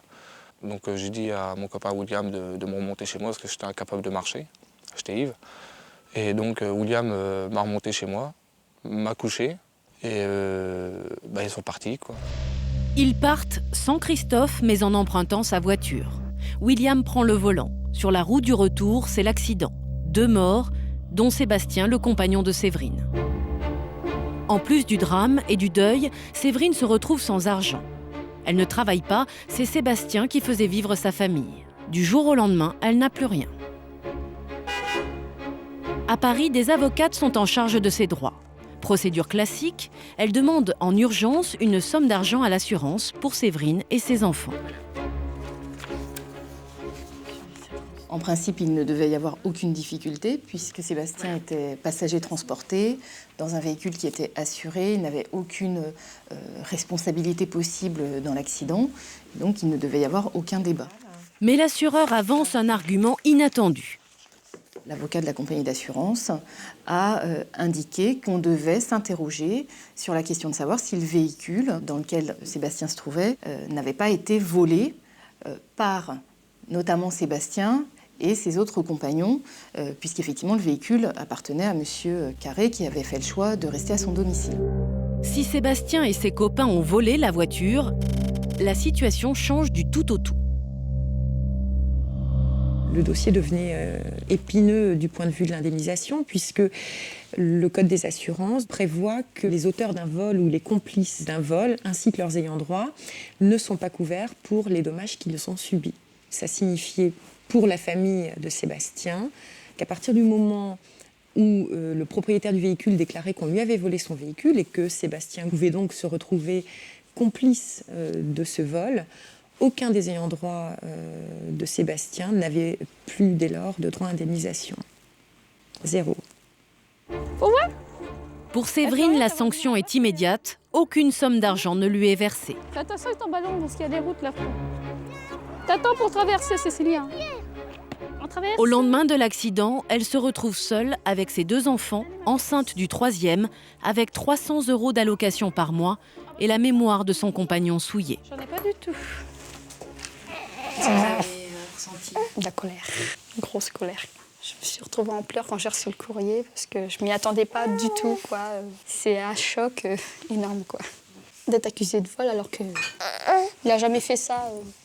Il était avec des amis ce soir-là. Dire ça sur des gens qui ne sont plus là pour se défendre, c'était salir sa mémoire. C'est horrible. Christophe Carré a bien déposé plainte pour le vol de son véhicule. Mais en consultant le document, les avocates s'étonnent. Le vol n'a jamais été évoqué dans les semaines qui ont suivi l'accident. La thèse du vol tient d'autant moins que la concubine de Christophe était dans la voiture ce soir-là. Les avocates alertent le juge d'instruction. Christophe est convoqué une 2e fois et là, il avoue tout. J'ai menti, oui, j'ai menti. Il m'a jamais volé mon véhicule. Donc devant la juge, j'ai dit la vérité, j'ai déballé mon sac, quoi. Christophe explique alors au juge que c'est son assureur qui lui a demandé de porter plainte pour vol. J'ai été déclaré l'accident donc à mon assurance. Ils m'ont dit que ça, avec les 2 décès, qu'il allait avoir des grosses amendes à payer. Donc si je portais pas plainte contre vol, ça allait se retourner contre moi, quoi. C'est moi qui aurais trinqué, quoi. C'est moi qui aurais payé les amendes, quoi. Je fais, moi j'ai rien à voir là-dedans, je n'étais pas dans la voiture. Il me fait, oui, mais c'était votre voiture. Donc c'est vrai que j'étais pris de panique, quoi. Je savais plus quoi faire, quoi. Donc vous avez porté plainte pour vol? Donc voilà, j'ai porté plainte pour vol. Et donc après, oui, avec regret, avec du recul, j'ai changé tout ça, quoi. Et j'ai dit la vérité, quoi. Je me suis senti soulagé. Oui, un gros soulagement, quoi. Les larmes, j'ai pleuré dans le bureau, j'ai craqué complètement devant la juge, quoi. Un gros soulagement, un gros poids d'enlever. Ce jour-là, pour Séverine, c'est la première bonne nouvelle depuis bien longtemps. Et là, vous avez ressenti quoi? Un soulagement pour Sébastien. Pour la mémoire de Sébastien, un vrai soulagement. Mais ça ne le fera pas revenir pour autant. Grâce aux aveux de Christophe, 6 mois après l'accident, Séverine touche enfin un peu d'argent pour elle et ses enfants. Mais pour Christophe, les ennuis continuent. Après sa volte-face, son assureur le radie. Et ce n'est pas tout. Son assureur est aussi son banquier et il se retrouve désormais interdit d'emprunt. Il va nous en donner la preuve en allant solliciter un crédit dans son agence bancaire. Nous l'accompagnons en caméra cachée. Bonjour. Vous avez réfléchi à ce que vous faites? À peu près 1 500 €. Donc je crois que je suis bloquée pour faire les emprunts. Vous avez des nouvelles de la suite du dossier? Ce que je sais que c'est passé en jugement, mais bon, j'ai pas été convoqué ni quoi que ce soit. Alors, il est toujours en suspens la possibilité que l'assureur se retourne contre vous et vous demande de rembourser ce qu'ils ont avancé en dégâts envers les tiers. Pourquoi? Je sais pas si ça va se faire ou pas. Hein. Moi, j'ai pas de nouvelles du dossier, pas plus que vous. Bah moi je voyais pas moi. Hein. Donc je sais pas si... Mais il pourrait très bien le faire. Donc ça veut dire qu'il y a un peu l'épée de Damoclès que tu as en tête, quoi. Moi ce que je comprends pas, c'est quand même, j'arrive pas à comprendre. Moi je paye une assurance tous les mois. Oui. Aujourd'hui l'assurance paye la famille et l'assurance peut me redemander l'argent. Oui. Elle sert à quoi l'assurance alors? L'assurance a couvert les autres. Elle ne pas couvert vous. Vous me laissez un peu de temps que je demande à mon directeur? Avant, vous n'étiez pas obligé de demander au-dessus pour que je fasse ça. Et maintenant, vous êtes obligé de demander. Ah oui. Mis totalement hors de cause par la justice, Christophe aimerait en savoir plus. Il demande à voir son assureur. Un conseiller en clientèle le reçoit. Je veux dire, le n'intervient plus dans votre dossier. Ne peut plus vous assurer. Oui, justement, les autres assurances, c'est pareil. J'ai été radié. Ah, c'est possible, oui. C'est possible, ça, monsieur. Ça ne me surprend pas. C'est-à-dire qu'on a un fichier qui s'appelle AGIRA, qui est un fichier comme pour la Banque de France, un fichier central que tous les assureurs consultent. C'est-à-dire que ce soit par les... Parce que moi, dès qu'il mettait mon nom, paf, il ne pouvait pas m'assurer. Vous êtes fiché, c'est sûr. Vous êtes fiché, c'est sûr. Parce que le CENIS, c'est pas moi qui étais au volant. Et puis le jugement est passé, moi, j'ai rien. Moi, j'aimerais déjà savoir réellement pourquoi les gens m'ont radié. Bon, ça vous surprend, je pense que ça a dû coûter très cher à la compagnie, non? Donc c'est quand même nous qui avons trinqué. Le coût que ça coûtait, les millions, les milliards de centimes que ça coûtait, c'est pas vous qui allez payer. Donc c'est nous qui allons payer. Donc on a ce droit, nous, de vous radier. Vous comprenez? Oui. C'est tout. Après, maintenant, on ne cherche pas à savoir si vous êtes responsable ou pas. C'est pas notre souci. Vous avez porté plainte pour vol? Non. Et vous n'avez pas porté plainte? Non. Donc, voilà, c'est peut-être l'explication aussi. Hein. C'est-à-dire que vous acceptez toutes les conséquences si vous ne portez pas plainte. Hein. Vous allez porter plainte, peut-être qu'on pourrait parler d'autre chose. Et la dame disait que vous pourriez vous retourner contre lui. Oui, oui, c'est possible, mais on peut vous trouver une faute par négligence. Vous savez, les fautes, c'est pas forcément ce que l'on croit. Hein. Bah, j'étais pas dans la voiture, moi. Ah bah, il suffit pas d'être dans la voiture pour être responsable, monsieur. C'est ça le problème. Vous êtes responsable de ce qui se passe avec votre voiture. Vous avez une possibilité que vous n'avez pas utilisée, c'était le dépôt de plainte. Je pense que ça aurait changé les choses pour votre... Et pour les aussi, ça aurait changé quelque chose. Bon, vous n'aurez pas gardé quand même. Hein. Bah voilà, et vous avez rien eu à payer. Les familles, ils n'ont rien touché non plus. Je sais pas. Ça, je sais pas. Aujourd'hui, Christophe est assuré auprès d'une compagnie qui prend en charge les chauffards, mais qui fait payer des cotisations beaucoup plus élevées qu'un assureur traditionnel. Séverine, de son côté, n'en a pas fini avec les procédures judiciaires. Pour l'instant, Cléa, la petite dernière, n'est pas considérée comme une victime car elle est née après le décès de son père. Elle ne peut donc prétendre à aucune indemnisation. Je n'ai rien eu pour Cléa parce que pour l'instant, elle ne porte toujours pas le nom de son papa. Vu qu'elle ne porte pas le nom du papa, ce n'est pas sa fille pour l'instant, pour le tribunal. Sébastien et Séverine vivaient ensemble depuis 5 ans. Ils avaient une fille et en attendaient une autre. Mais aujourd'hui, Séverine doit prouver la paternité de Sébastien. Il y a un test ADN qui a été fait donc, sur Sébastien le jour même de son enterrement, justement, pour prouver après quoi, que c'est bien elle, sa puce, quoi, sa petite fille. C'est des beaux dessins. Mais le procureur n'a toujours pas ordonné qu'un prélèvement soit fait sur le bébé. Pourtant, Séverine aimerait que Cléa, qui a maintenant 7 mois, porte le nom de son papa. Il n'y en a plus. Moi, c'est tout ce que je demande, de toute façon. Qu'elle ait au moins ça de son papa, on va dire. Un jour, Cléa portera le même nom que sa sœur Cécilia. Mais aux yeux de la justice, les 2 fillettes ne sont pas victimes au même titre. Cécilia, qui a connu son père, souffre de sa disparition et sera indemnisée. En revanche, pour Cléa, naître sans père n'est pas considéré comme un préjudice moral, mais seulement comme une perte financière. Son indemnisation sera donc moins élevée.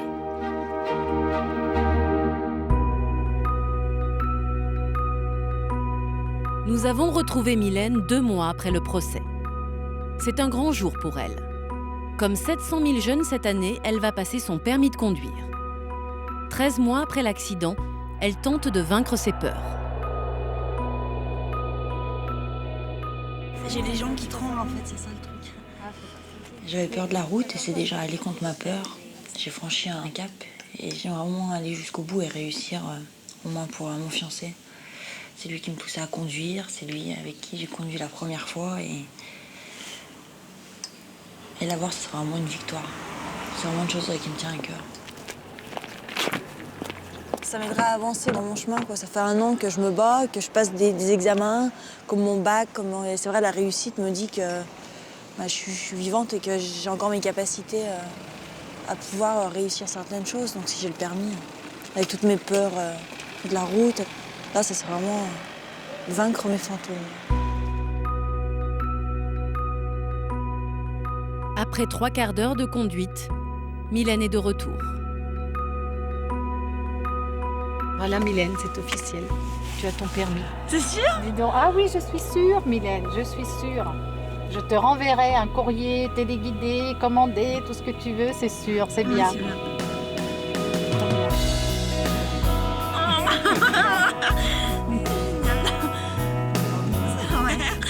Ils sont super.